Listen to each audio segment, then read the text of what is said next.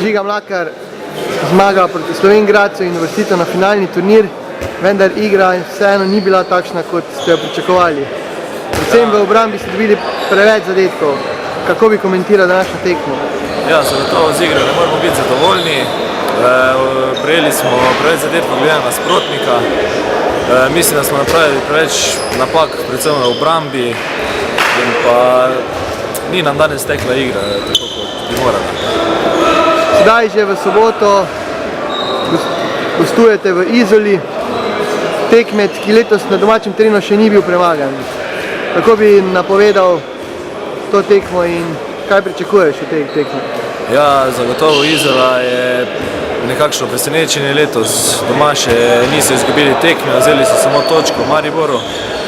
Mislim, da je to trenutno najbolj vroč teren v gosteh, tako da se moramo dobro pripraviti na to tekmo in jo zmagati. Saj vemo, da zaostajamo 3 točke za Gorenjem in moramo to tekmo dobiti. Mislim pa, da bo tekma zelo težka, saj pričakujemo polno dvorano in pa neugodnega nasprotnika. Tako da odločala bodo predvsem, mislim, da izkušnje in pa zbranost.